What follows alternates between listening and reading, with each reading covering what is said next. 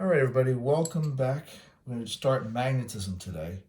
Before we do that, we've got a couple of magnets here, but they're kind of weak. So what we're going to do is we're going to remagnetize them. Stick them into this magnetizer, and I'll explain what we're doing a little later on. But put a little bar across there so that it's got one complete loop. Press a little button, bam. Okay, and I like to do both sides, just in case the magnets are really messed up. Okay, there we go. Now, magnets are good and strong, and we want to look at what these guys do. And these guys clearly, attract each other. The red side's north, and these guys clearly don't want to come near each other at all. And those are two norths, and there are two souths. So let's take a look at this. All right, I would highly recommend, if you could, to print out the packet that I put together for you this morning. If you can't, don't worry about it, and just write things down on a piece of paper. Now, behavior of magnets. Well, I've got a north-south here, north-south here. I've got opposite poles near each other. These guys are going to attract. There's the direction of the forces. These two also have opposite poles near each other. They're going to attract. These two have got like poles near each other. They don't want to get near each other. They're going to repel. And over here for the last one, gotta get that guy out of the way. All right, over here, and they are going to also repel each other. So basically, opposites attract. I'll put them up here.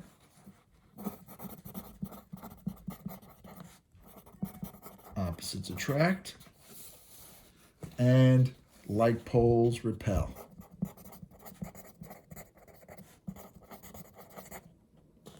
All right, let's talk a little bit about a compass, because we're going to be dealing a bit with what a compass is, and I've got one right here. I can get it opened, and there's a compass. And what really is a compass? Well, a lot of times you ever see it drawn something like this, where you might have a little pointer,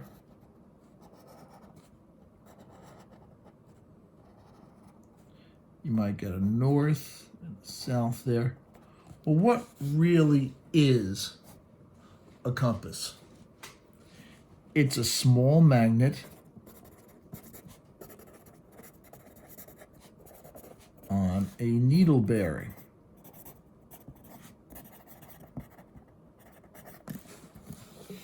Okay, so over here, all this guy is basically this.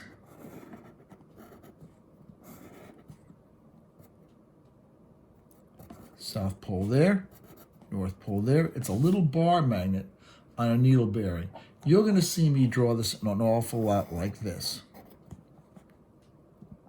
with an arrow. And an arrowhead means the north and south side of that compass. Now that leads to one thing that is a little bit messed up.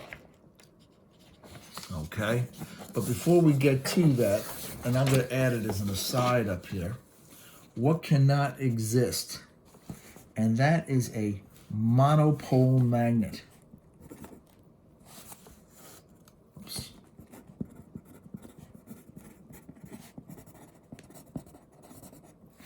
Okay, so that means you cannot get a single north by itself, and you cannot get a single south by itself. It's got to have both magnets. And do not confuse that with the following. Don't confuse it with a positive charge and a negative charge. Those can exist. Don't confuse it with static electricity. Now, I just realized something that I should have gone through really quickly with you guys that's a little messed up. Let's draw over here on the side. See how good a job I can do this.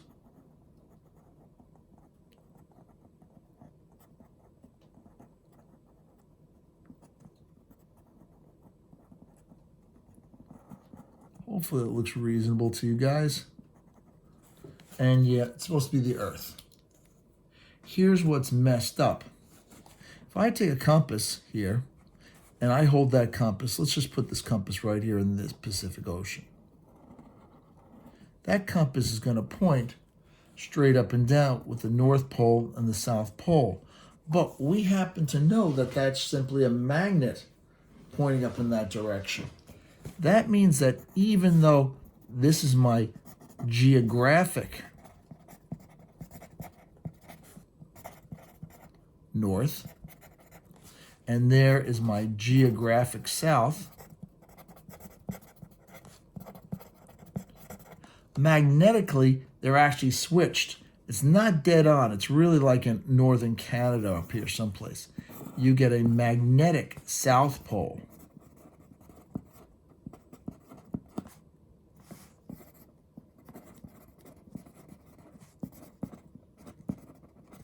And someplace over here, you get a magnetic North Pole. They're switched. Now, why does that happen? Well, the reason that happens is long ago, when they were doing navigation, there's these rocks called lodestones, and they're natural magnets. And they found that they could float it on a piece of wood and water or hang it from a string, that one side of that lodestone always pointed towards the North Star. And they used that for navigation.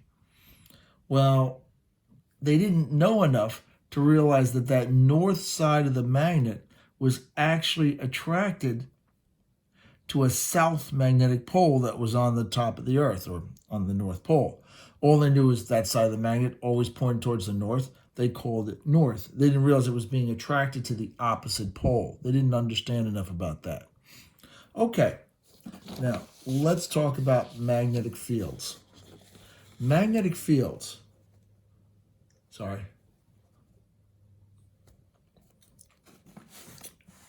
it's the area around, had to sneeze, sorry about that, around a magnet in which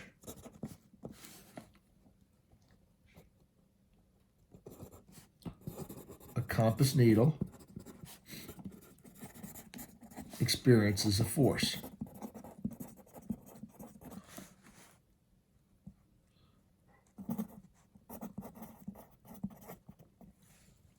Okay? The direction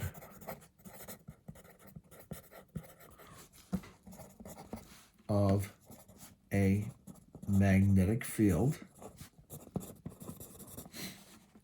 is the direction, the north pointer of a compass aims in the field. So, whatever the direction the north pointer of a compass aims, that's the direction of your magnetic field. All right. Now I'm going to show you how to map a magnetic field. Normally we do this as a lab, but I'm going to do it right here for you. Let's take our magnet, put it in the middle of a piece of paper, and we're going to trace the outside of that magnet.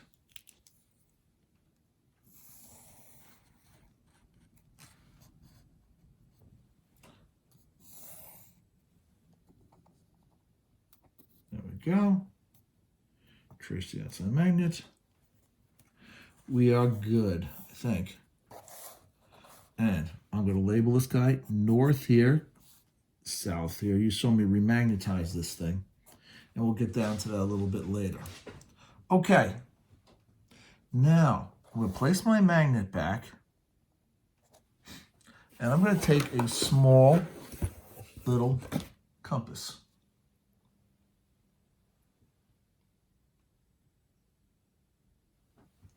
And let's try to find one that's not been reversed from sitting with a pile of magnets.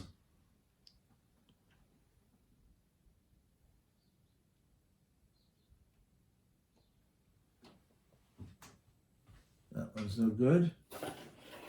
Okay. That one's okay. All right, so here's my compass. And you can tell that it gets pushed around by the magnetic field. I'm going to pick a point somewhere over here on the magnet.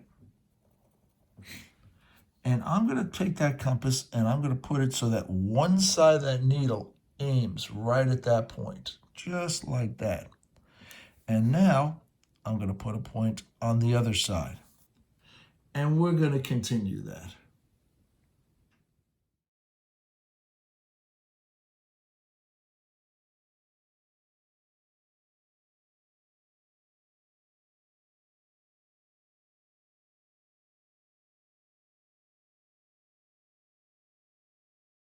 Okay, so there's our magnetic field. Let me just see, a couple of these guys got chopped off a little bit off of the edges, so I want to make sure that you've got the arrowheads there.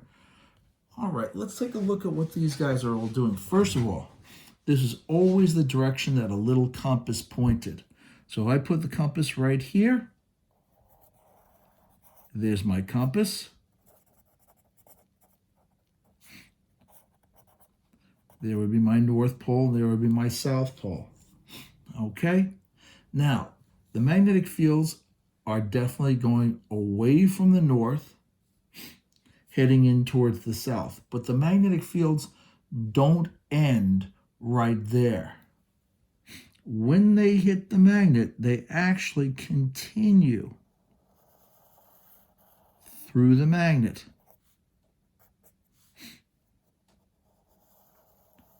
I'm not going to draw them all. I think you'll get the idea.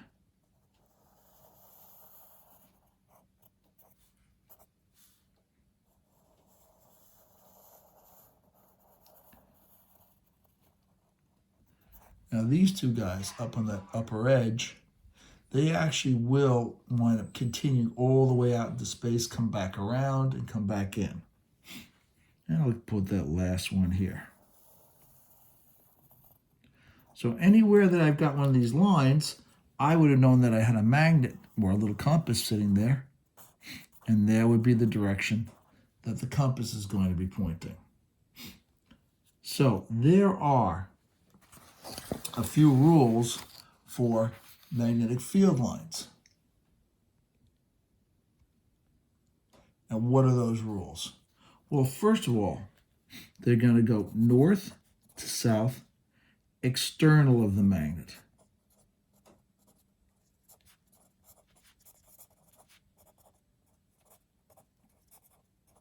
So outside of this magnet, outside of the magnet, they go from the North Pole to the South Pole.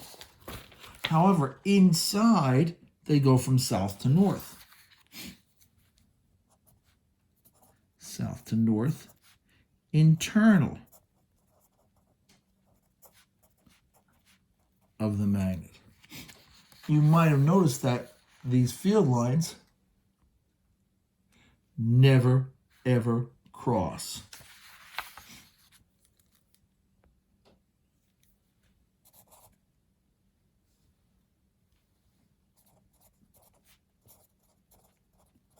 They never cross. And even though you can't really see it that well on the ones on the outside, they always form closed loops.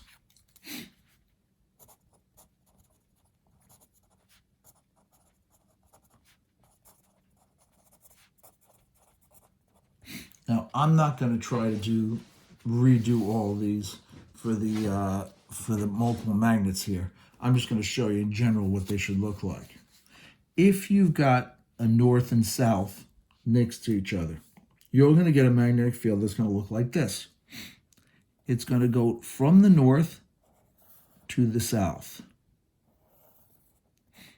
And then it's going to go from this north all the way over to this south. This is what happens if you break a bar magnet.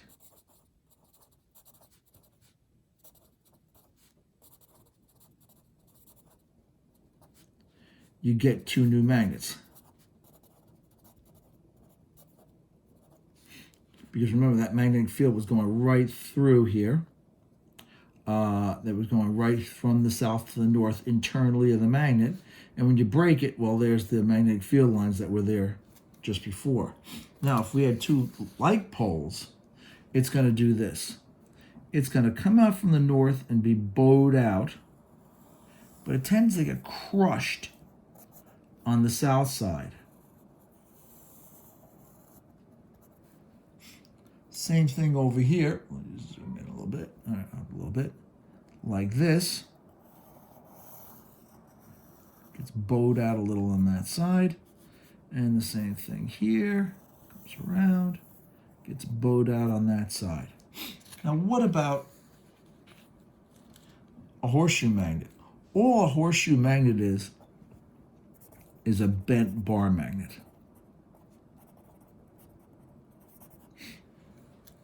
Now, if I laid some iron filings out, it's going to show you the general directions of the magnetic field.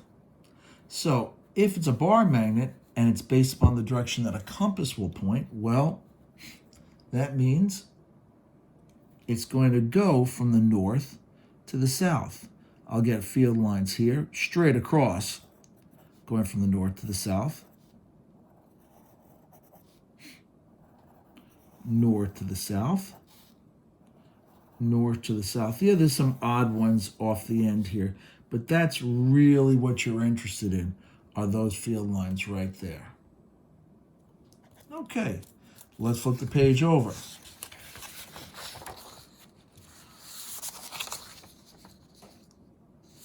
Okay, well, you guys should recognize it's my power supply that I had in school. I brought it home my last visit to school. Just one of the reasons is to show you this demonstration. Let's say I've got a wire and the wire's not hooked up. Here's the other side of the wire. And there's no current, as you can tell. If I take this compass and put it near that wire, it really doesn't do a whole heck of a lot. It just kind of points all pretty much. I mean, it's getting affected by the metal case of the, but it pretty much is pointing in the same direction. There's no current or anything going through that wire. Now I'm going to plug that wire in, so there's some current going through it. Now there's about 18 amps, 19 amps going through there. And now if I take this compass and put it near this wire, look at what happens. Go slowly around. Make sure you can see it. Oops. That wire is making, the compass is actually making a circle pointing around that wire. See that? The moment I shut this thing off, compass needle will start to turn right back. Now, if I unplugged it, let's replug it back in. And once again, there's a magnetic field being created by that wire. And it actually makes circles going around the wire. Forms in circles in planes perpendicular to the wire. But all you got to really realize, this wire's starting to get hot, is that, more than hot, it's starting to burn the wire. When you have a current going through a wire, that current generates a magnetic field going around that wire. Boy, they're hot. Okay. Okay, you just saw that a wire, if I put a current through a wire, it generates a magnetic field. So what causes magnetic fields? Magnetic fields are caused by moving charges.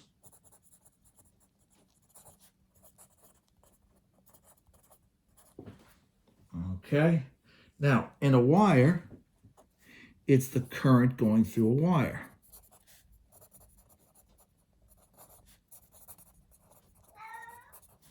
A wire. Okay, we now have a visit from Joseph. Decided to pay us a visit, I see. If here's my wire, okay. Yes, hello, Joseph. Okay, here's my current. Okay, and what happens is I get magnetic fields going around the wire. Make sure I get this right direction. Okay, like that. It goes around. It forms in planes perpendicular on the wire. There's my magnetic field. Okay, basically, if you just know that current going through a wire generates magnetic fields around that wire, you're okay.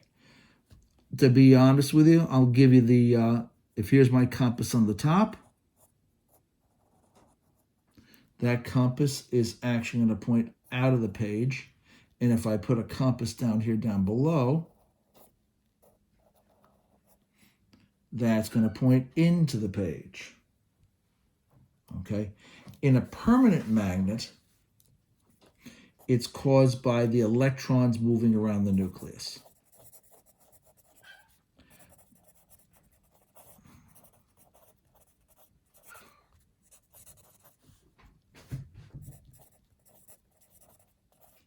Okay, if I, sorry, I've got my cat here acting up.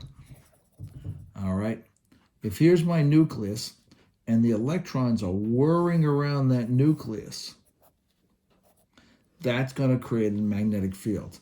Honestly, it creates a magnetic field with a north pole going this way and a south pole in that direction. But as long as you understand that moving charges are what creates magnetic fields, you're going to be in good shape. All right. And there's what I was trying to draw before. There's the nucleus. There's my electron going around the nucleus.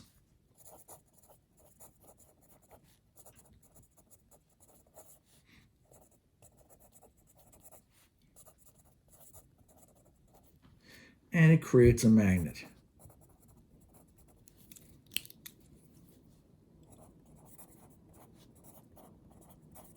As long as you understand that magnetic fields are caused by moving charges, you're not going to have any problems. Now, there are three materials that are highly magnetically permeable, okay? And they're called ferromagnetic materials, okay? That are highly magnetically permeable. They easily allow materials to go through them. Well, the ferro should give you an idea of one of them. One of them is iron. The other one are nickel. And the other one is cobalt. Those are our three magnetically permeable materials. Now, some people might have noticed that you can take a magnet.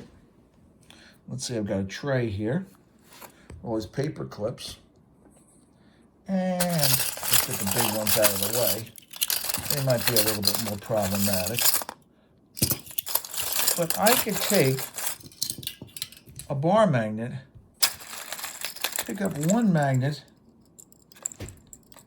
and you'll notice that it picks up a whole heck of a lot of other paper clips after that. If I take this off, they all fall apart. Why does that happen? Why, if I come over here and take a magnet, it'll pick up a whole pile of magnets, including the guy hanging on the bottom, and then it'll all fall apart when I take that apart. Why does that happen? Okay. Well, to understand this, you need to understand a little bit about what's going on inside of the material. Inside of that material, okay, how can one paper clip pick up a whole bunch more paper clips in contact with a magnet. First of all, inside of a ferromagnetic material, you get domains. And domains are groups of magnetically, wrong answer, aligned atoms. So let's say that I've got here a piece of iron.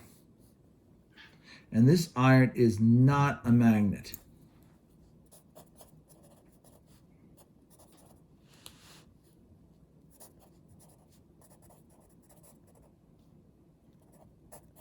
Not a magnet. Well, my domains in here might look like this.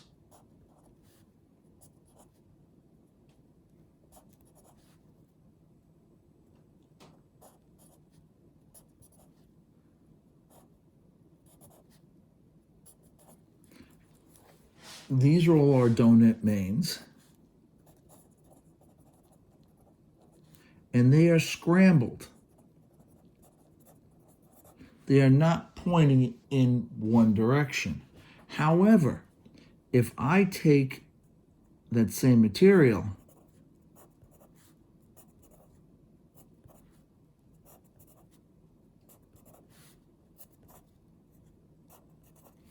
you might notice that the domains generally have one direction to it.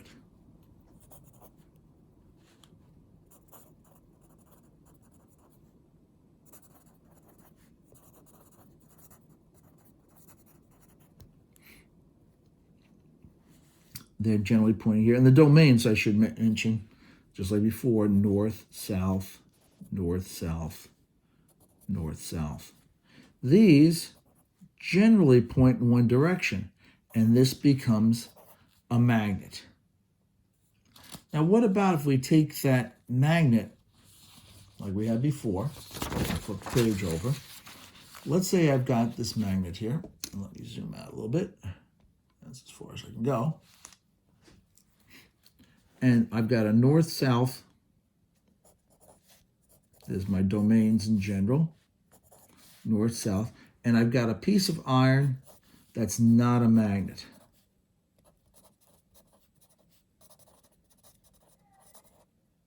So I wind up with my domains maybe here, here, there, there. Everything's all messed up on that. Now, if I take that magnet, that non-magnetic piece of iron, and bring the iron towards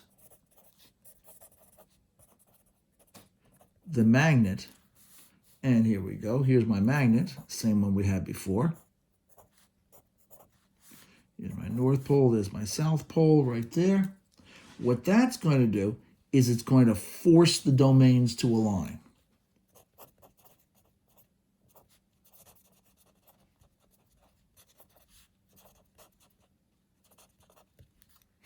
Okay, that means now what was scrambled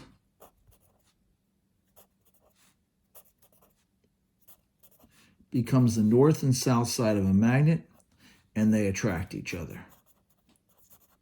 Also allows down here to attract other pieces of iron or ferromagnetic materials.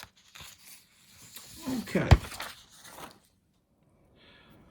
Well, what we got here is a pile of magnets, and inside it's hard to see, but inside of there is a bundle of wires that are connected to a crank here. If I turn that crank, it's going to spin those wires inside of that magnetic field. And when I do that, it's a little hard to tell in the video, but I generate electricity by moving those wires through a magnetic field. Now, we want you guys to understand why that happens and how you can tell if there's electricity being generated. Okay, so let's take a look back at our videos. Yes, my cat is back again. He can be a real pain in the you-know-where once in a while. Okay, so here we go. Let's say I've got a magnetic field here. And I've got this diagram here. Here's a wire, and that wire is going in and out of the page. Zoom in a little bit. Okay. If I move that wire in such a way that it cuts through these field lines, in other words, these field lines are all going like this, north to south, all in that direction. All of them are going that way. If I take this wire and I move that wire in such a way that it cuts through the field lines, I generate a voltage. In other words, if I move it up this way or down, A or B is going to generate a voltage.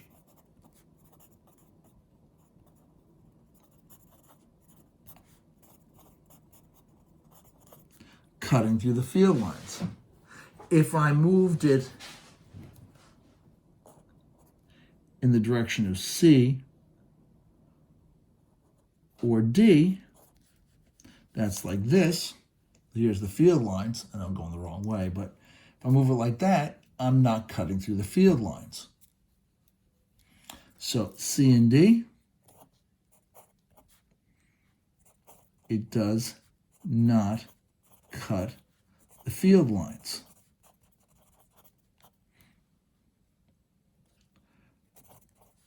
No voltage. And the same thing for if I went in the direction of E, which would be like this, or F. If I went like that, you're not cutting through the field lines. So here are my field lines like this. Moving that way doesn't cut through the field lines. Moving this way does not cut through the field lines. But trying to move it up or down, trying to cut through my fingers like that, that would cut through the field lines. So E and F does not cut through the field lines.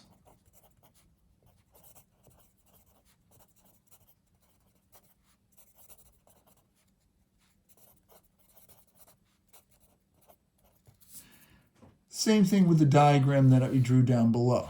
E and F does not cut through the field lines. So only A and B is going to do it.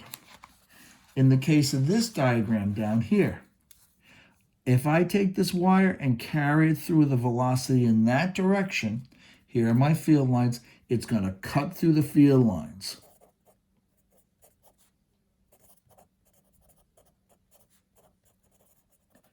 And if you cut the field lines, you generate an electric potential.